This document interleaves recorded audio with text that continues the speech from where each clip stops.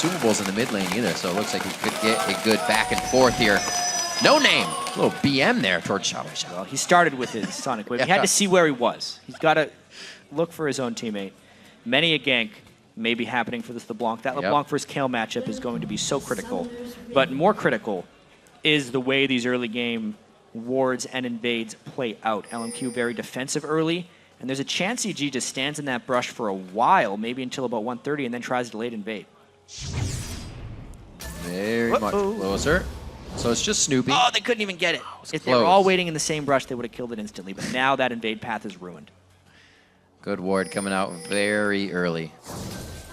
That's going to be coming in from Ackerman. So he gets himself back to safety, and they say we do not need to put ourselves in a bad position here. I think this might be the first time we see a team stay on their own side completely. This could be a really good mind game by EG. They backed away into the lane. They know where the ward is by LMQ. So if they walk through the lane and then just go through the brush anyway, they could still get a good delayed invade. Even though there's no way LMQ would think it's coming because they feel like they have all the entrances warded. This is an entrance that they did not think to ward. Will they go, or are they just waiting up here for a laner?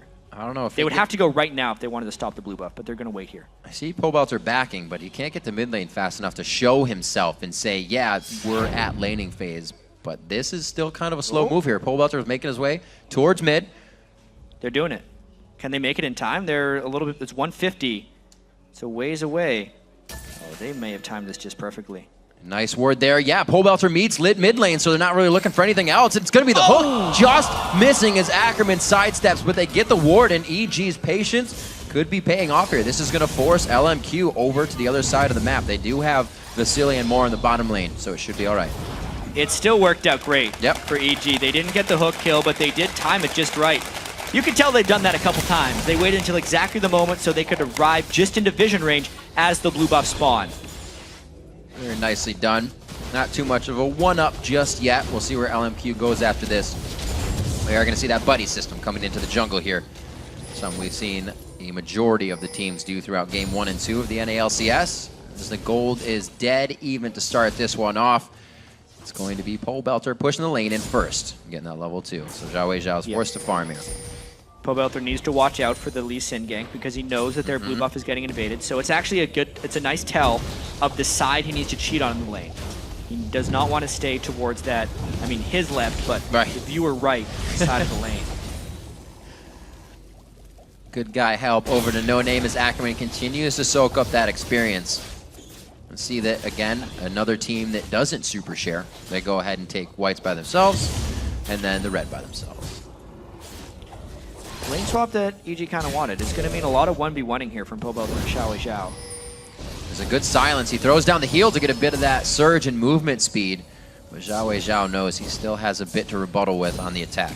Interesting how Pobelter actually has 2 points in E, 1 point in heal, and no points in his Q. The Q is the main trading tool by Kill, mainly in lane. Pobelter going for the lane shoving more so than anything else early on. Trying to keep that w1d1 from farming too much or leaving the lane and getting kills on what would be that very squishy yellow Pete as the game comes to it. Good damage on the top turret here. They're going to have a bit more, 4 more shots to get through the turret on that one with the minions they have. Vasily's doing the same, but he's getting solo experience down here once he gets those minions. Yeah, this is what a lot of teams have adapted to doing when you have these extended freeze lane swaps, is it makes your AD carry, especially someone like Lucian who has pretty good bases on his spells and relies pretty heavily on levels sometimes, give him more of that experience and then hope to create action elsewhere. It's tricky though with a level 3 Leona, but they're going something big. They get the hold and the stun! Oh my gosh, a 3-man minute, 4.5 minutes into the game. Leaving Vasily to get all that farm in his bottom lane, worked out mid. And they get the reward exactly. Now more is more farmed as well because of the assist. Plus the 1v1 matchup is so critical for LMQ's success. w1d1 can take that and move throughout the rest of the map. That's what I was talking about earlier. A team that has something on their plate from the beginning. They knew they wanted to activate something before 5 minutes. We saw that Moore was moving around from about 3.5. So he was standing in that jungle for over a minute to coordinate that, and the rest of the team made it happen perfectly. A missed gank there could have been pretty costly. Yeah, they landed all the skill shots, though. That's the important thing. The root landed from LeBlanc, and they comboed him before Pobelter could even flash away. So with a bit of the upper hand now, only 800 in gold, but a good rotation here from LMQ. So now EG has to really keep their peripheral vision open to make sure those ganks aren't coming in from the support at level 4. Looks like Vasily pushing up to the turret once again. He hasn't gotten too much damage on the turret, but that's again something we've been seeing is just more lane farm for those AD carries. Look at that, 42 farm already for Vasily. Yeah. No opposition. And now with the Kazakhs in the lane, it's not like he's going to be denying him much farm. Snoopy having to share jungle experience as well. That's the thing with these double jungles, is when they do end up going to the AD carry lane, think back to Season 3. The double buff jungler and the experienced up solo laner could often 2v2 that lane, making it dangerous. Right. But with this double jungle, they would be far too weak to 2v2 the support and the AD carry, even when they are both there, which just makes it even more beneficial for the AD carry and his ability to get farm. Being able to push off 2 always feels pretty good. Well, this is a nice Snoopy waiting for him. Actually, No Name is there, and he goes in. He should be dead on this one. A safeguard. He flashes out of that one, tries to throw down the Iron Will, but he does not have enough room to get shots in. This is going to be EG closing down on LMQ, trying to bite off a little too much. What a great bait there by Snoopy and Krepo. They kind of gave LMQ a taste of their own medicine there. They have Kog'Maw on the top lane. Krepo said, I can make plays in the jungle too. And then the close, since Moore had already burned his flash for the last kill, gave him the second. EG strikes second and more effectively. That's a very good point. We just were in the top lane watching Krepo back, and as he came off of the fountain, they know they wanted to make a play. EG still knows to keep themselves in this one. Yeah. You can see No Name thought he was all good to go here. Exactly. From his perspective, he was just looking for a little counter jungling. But only being level 3, it was rather dangerous. Snoopy with a pretty nice follow to get close enough. Inox with a great roam because he was already pushed back in his turret. It was an incredibly dangerous invade in retrospect for No Name. And a battle in mid. Whoa, Zhao Wei's not very low! The silence was there with the auto attacks. Pobelter been leveling that E. Blue suede shoes for Pobelter coming in at 7 minutes. Wow, everything going EG's way right here. They also won in the promotion tournament, much like LMQ, and they are looking good early on. 2 kills on a Kayle in the mid lane can be disastrous for an opponent. That's what Link actually had in the last game. It went off. And it's not going to hurt that the carry, Inox, who is trying to do so on Kazakhs, did not go for that split push champion, has a kill for himself as well, and that was brought right to him. He didn't have to do anything for it. And we haven't actually seen the same level of top lane farm denial we did in games 1 and 2. That's right. Inox is at 29 CS, Ackerman's at 20. We saw 3 CS at 8 minutes in some of these other games. And Kog'Maw can absolutely take a Shyvana 1v1 when there's the experience denial in the way we've seen. Krepo come in at 4. You can see how the levels are hurt here, but they're taking that into consideration with all the roaming they've been doing. They got to engage a little bit safer. So far, an engage here in the mid lane, a double distortion into the chain, but actually grabbing the minion. Pobelter's going to need his ultimate up. It'll be up in 10 seconds, but he can't take harass like that, knowing the support is roaming. And I need to clarify what I'm saying about the experience denial on the top lane. It's not as much as we've seen in the previous games because the supports have been roaming, and it's mainly been 1v1s, but it still exists because of the early double jungling that happened. Ackerman's sense was really on point to keep himself alive here, knowing that there was just too much aggression in the movement forward there at EG. Has to back off. Repetitive buff invades as well. That's what we see with these extended lane swaps. They kind of trade whose buff is controlled by who. You can see EG's actually pinging the blue buff right now. Trying to move in, leaving Yellow Pete up top once again to get himself farm, and we'll see what Ackerman can formulate here. He's just waiting as much time as he can. Oh, they're going for the full roam around here. The back play, just on the outside. Go for the repel as well. They're putting a lot of focus here towards this top lane, and we see now movement from LMQ towards the bottom. Yeah, Inox has got to be careful. He does have his ultimate evolved, so he gets that really nice escape, and he ends up not even having to use it. Everybody feeling a bit of that same pressure in the top or bottom lane for the singles. Looks like Inox and Ackerman stay alive for the time being. Looks like those turrets finally go down. So a little bit of gold spread out across the teams. Zhao never hesitating to go in with a distortion and just add damage to Pobelter. A lot of mind games going on there. Pobelter was trying to juke as soon as he got jumped towards to try and make him miss that point blank ethereal chain. Just didn't even use it. Hook lands though on more. Do they get him in turret range to aggro? No. Good play back. One shot. That peace of mind to not attack at all, not try and put any damage down. No aggro from the turret. Very, very close game. It's still that 800 gold lead that we've been seeing throughout. No real items have been finished either super low farm game here. as the rotations have just been taking over. Xiao still trying to put pressure in that mid lane and get use of that blue buff. Xiao is doing a number on Pobelter in the laning phase. Just Pobelter was able to pick up that nice 1v1 kill and get the roam kill. As far as actual CS and harass goes, though, Pobelter's really getting hit pretty hard.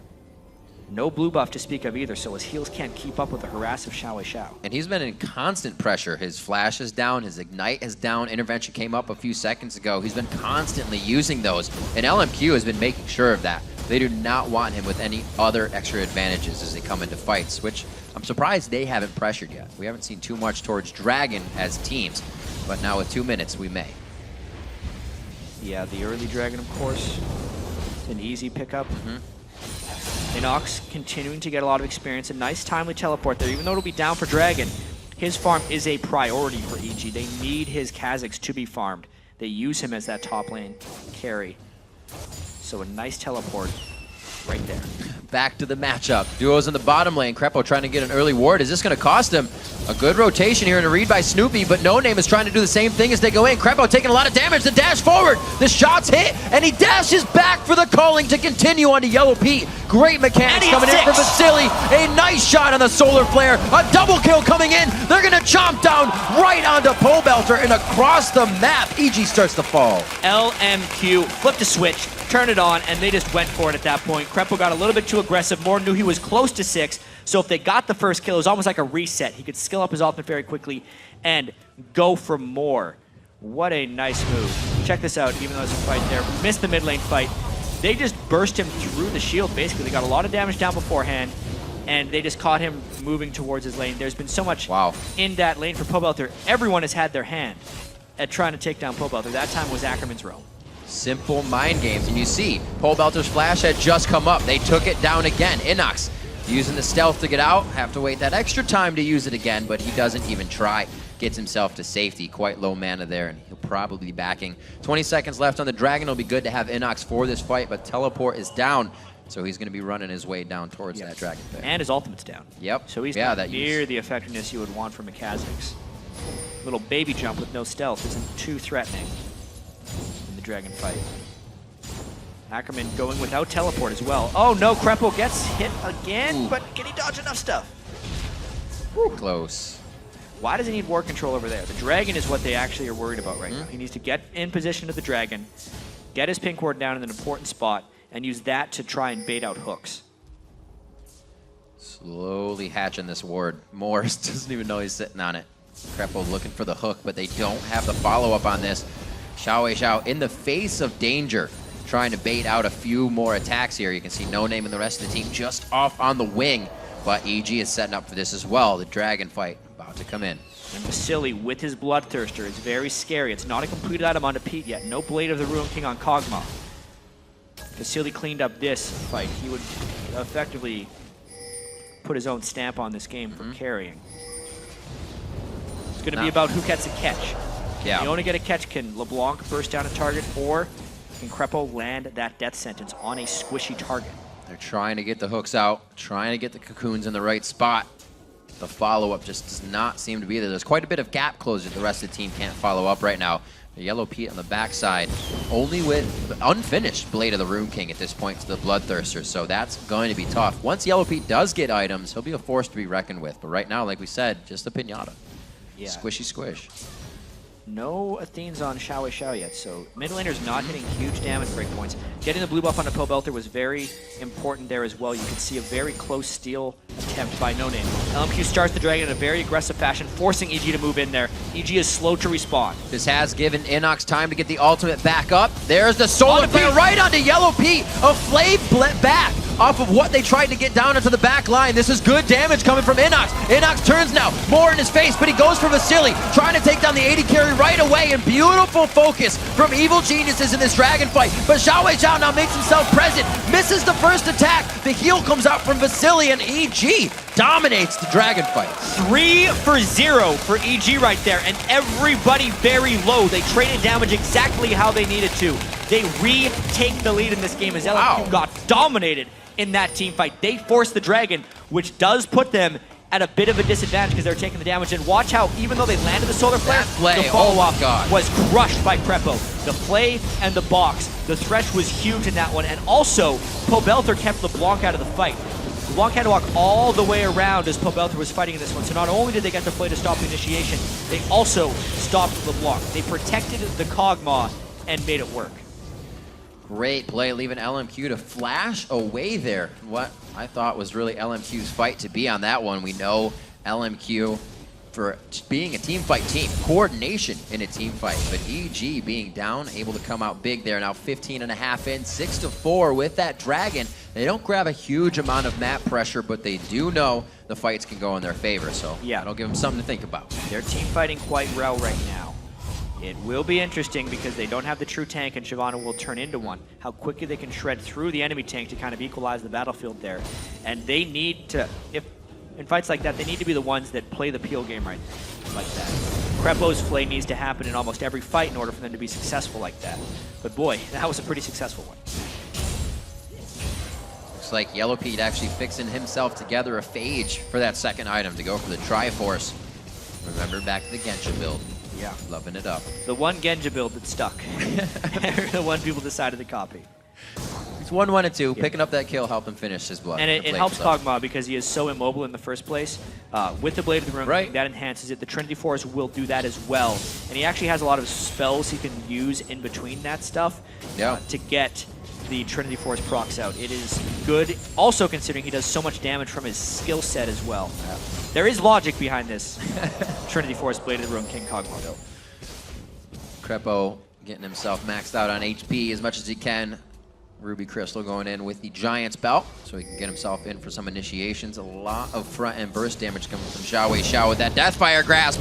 He knows that the intervention is going to be there, but the silence is on. Can they finish this one? It's only going to be another shot. Oh, the Q doesn't activate it. He was not leveling his Q throughout the game. Yep, he is the weak Q is what he has skilled up right there. Maxing E instead, as a lot of the Kales that go Berserker Greaves for the Hurricane build do, just because they want to wave clear and get the farm, but it costs him a kill right there. So close. Xiao limps away from the fight happily, and he's able to start that Unthean's Unholy Grail for himself. The Chalice being picked up. He's got 40 CS lead about in that mid lane, and Pobelter was just trying to get something back, but the cookie crumbles the wrong way. Yeah, true level edge now for Xiao. Yeah, over Pobelter. Inox, though, very farmed on the top lane. Going to be trying to get that Hydra completed fairly quickly. Crepo gets jumped on. Where's the follow? Wow. LMQ being very LMQ-ish for a second. Trying to go hard right under the turret, under the nose of EG. Yeah, it doesn't give him a turret, and it does basically trade ultimates right there. Moore used a lot onto Crepo. Crepo did have to burn everything, but no turrets, so I'd say a slight edge by EG. Every time EG actually wins these big team fights, LMQ is coming back in the rest of the game. So it's kind of like the laning phase, and the general play of LMQ is better than EG right now. But the team fighting and the clutch moments are going to EG to keep them in the game. That means as soon as EG loses one team fight, they're most likely just going to lose complete control of the game. It's big. When you think of LMQ, you think of solid lanes. Xiao in the mid lane. When does he lose that in CS? When does he not get the first kill? Oh my gosh, instantly popping down, as I said, Pobelter in that situation. He knows what he can do. Pobelter just tried to do that himself and wasn't able to, but Xiao knew he could do it the other way around. Just for a ward as well. One other look at this, landing every single spell right there. DFG first before everything else. Perfect. Proccing the sides, then the last detonation of the Ethereal Chains finishes him off. It's going to be one of those things you get a GIF online to show every little moment of slow it down. Point here, diagram here, add, and subtract. Looks like the turret in the mid lane is going to go down. That's only a few shots coming in from the rest of the team. The Sheen proc there on Vasily. Actually, I think it's just a normal shot. And they won't be fighting this one too much. Xiao in the bottom lane with Deathfire Grasp down. I mean, he's only a few seconds away from being able to kill Pobelter again. You got to be very careful. Pobelter would have to ult almost immediately before the silence kicks in. Making it a very difficult, stressful moment for him. 3 kills on Kale, but the fear of LeBlanc. Seeing what EG can formulate. They are putting their pressure in the mid lane with Inox on a little bit of roam. They're saying he'll catch somebody on the rotation. Well, right now, he's only got Ackerman to mess with in the top lane. Right now, they're both level 11. And it's going to be an all-out fight. It looks like Ackerman tries to go for broke in the beginning and realizes that that might be a bad idea. Goes for the flippy-floppy flash. Yeah, a very early flash. His ultimate was still up as far as running away. I am confused as to why he would use that flash so quickly, because Shyvana's ultimate can be charged up very quickly elsewhere.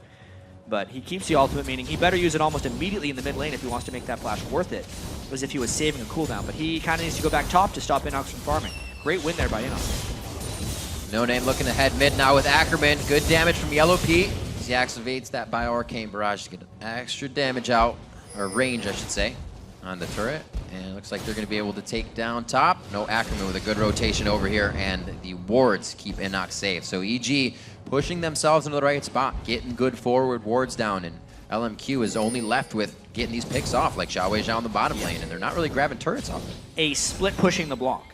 Yeah. Not going to finish a turret, but definitely going to stop other people from being able to farm that lane. It's kind of a long game strategy where you're not trying to get turrets, but you're just trying to gain gold on the enemy team. And that's kind of what LMQ has been able to do outside of the big fights, always gain gold. But with only 2 turrets down in 21 minutes, you can see the negative effects of that solo block. Still back to farming. Nobody's really trying to put pressure on anything. Dragon has come up now, but we have 2 members top lane, No Name and Ackerman, or he's already put Burnout to get himself over here. They're running down to Dragon. Yeah. And the Dragon is really what EG has to do. Because I really like the strategy of LMQ with LeBlanc as a split pusher. It's against the entirely squishy team of EG. No one can actually go into that. Normally you would send a tank against him and push him right out. EG doesn't have that option, so LMQ is taking away their strategy, and they make it to Dragon in time. Get there quite fast. The vision from Sonic Wave. No resonating strike to connect on that one as LMQ wants to keep themselves in position. Remember, this was the fight that cost them the lead last time, but they've got too much position here as they move in. Yeah, last time Pobelter was able to keep Xiao Wei Zhao out of the fight. That time they did not have the vision control to safely go and check, and LeBlanc could LeBlanc people if they walk through, instantly kill another one, and they end up giving up the Dragon. For a second, I thought that purple wave was a Kha'Zix. I was like, where'd he go? He disappeared. But he's going to top lane. Still pretty even levels across the board, except for what we were saying in that mid lane, 14-12. That's why Pobelter has really been focused by Xiao Wei Zhao in that bottom lane, but they go back again. EG's not ready to force anything, so they're back to lane farming, back in to let Inox do what he can. He kind of hit like a wall here from getting so big and hasn't been able to finish these items. EG has lost control of this game in a sense. Yeah. Even though they were able to win team fights, they just haven't been keeping up with the lane pressure from LMQ. Yellow Pete and Crepo in their last hurrah. You know, how is this Kog'Maw going to be transitioning? He almost got his Trinity Force. Pobelter's a little bit struggling because of the kills from LeBlanc that have been putting down on him. And there's the, oh my word! Oh, from the outside, Ackerman comes in. Crepo gets chewed up right away. Inox doing what he can. Thinks he can get into Xiao Wei Zhao. They throw the intervention out perfectly onto him. But are they trading enough damage back? Yes, they are. Inox very close to going down. No ignite on him, and he's able to get away. Sonic Wave just missing as they take down Yellow Pete on the backside of that fight. Snoopy back and forth. Xiao Wei Zhao does not go down to the Acathian. Surprise, gets himself to safety. Snoopy goes down after he was trying to get to Xiao Wei Zhao, and they put it perfectly. Yes, they have the team fight capability.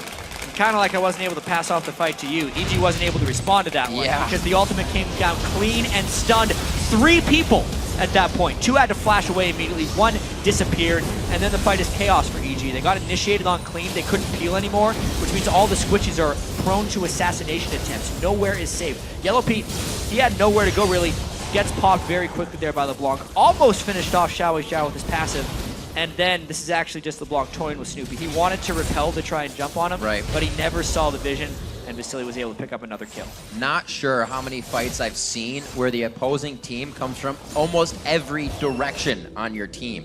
LMQ somehow gained control over the entire area before even initiating that fight. And EG had the vision coverage too, so a little loss of mind there by EG as they felt too comfortable. But now moving to the mid lane, hopefully able to pick up a little bit, stave off the bleeding that just started. Yeah, that is a lot of potential pain for EG. Lose 1 fight after, you know, losing control of the game. Yeah. and you lose so much more. You can see the reflection in the mid lane and the bottom lane CS numbers. Monstrous. Ackerman, because he is not relied upon as the carry top laner of LMQ, he is behind Inox and farm. EG has done a lot of maneuvering to try and get him more on Kha'Zix. It's just not necessarily working out. Oh dear. Yeah, it's a little scary. Both giving each other respect. No ultimate up for Xiao, so he couldn't turn it around. He's also respecting the intervention of Pobelter. Slowly, you can see the Yellow Pete getting all the farm as he should. As an AD carry, you're not doing your job if you're not farming.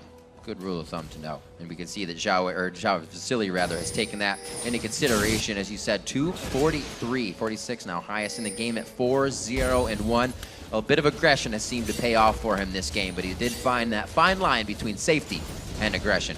Ackerman now. Oh, wow. Inox actually getting pinched in. Forced to use the leap over the wall. Gets the resonating strike perfectly to make sure Inox cannot participate here. And it looks like Snoopy get himself into a pretty scary situation. Is going to be forced down in the eyes of LMQ. They actually go back to Yellow Pete. Snoopy's left kind of in the middle of the fight. Inox getting another resonating strike and a good hit up by Yellow Pete to quickly take that down with damage from Pobelter. 2-4-1. They could not finish off Ackerman right there. Now Xiao wants one more, but doesn't think it's wise. There's still an intervention on Pobelter actually after all that. Getting into the base could be quite hard. The Void Ooze along with Pobelter clearing out the waves is going to make it very hard to get close to an inhibitor turret, but with more Solar Flares and Zenith Blades right now, I don't know if EG can be safe behind a turret at this point. Especially with how willing LMQ is to die. Yeah. If one thing... Still can resort to that old play. Yeah, they had a lot of practice diving people that they're ahead of in the challenger scene. It's something they're very good at, and their team composition is suited to do so. Shyvana tanking up as much as possible. Sunfire cape completed. They're always hunting people. Base of the mountain. They have good vision control as well. You can see 3 sweepers, an upgraded sweeper actually on No Name, and a Sightstone. Pink boards across the board. Just making sure they have every advantage that they can right now. They don't want to give up even one bit. The Stuart's in, gets the Eye of Pobelter right quick, and you can see how fast that Hurricane build clears waves, and he quickly goes to put a ward out as well that's not easily cleared. Inox again with Ackerman, back and forth. They have gone toe-to-toe numerous times here, mainly with Ackerman walking away, but I think this one's due to vision, and he's very good to walk away. Still no lifesteal as well on Inox, so when he does trades like that, he needs to heal with his W. Whereas the Bilgewater Cutlass is on Ackerman. If they do that for too long, he could actually win a bit of a sustain war.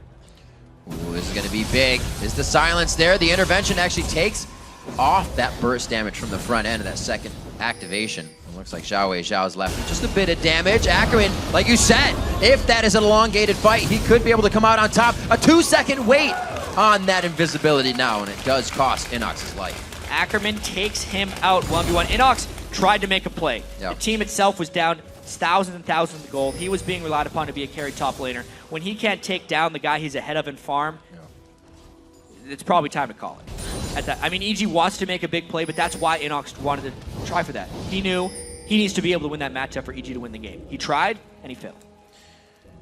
We're seeing Snoopy as well, far behind No Name in CS. Himself, Snoopy, having to build tank. He can't really put any pen in the build like an Elise would, so can't really help Inox with these fights either.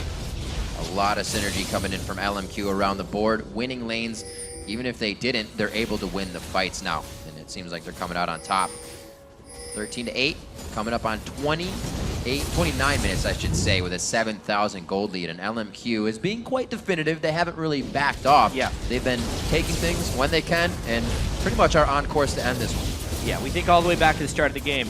They were the first team to roam. They initiated the mid lane war. Level 3. Yeah, mid lane roam. They did get a little bit punished for their over-aggression, which is going to happen with a young new team that likes to play very aggressively. You need to find your windows with which you can aggress safely.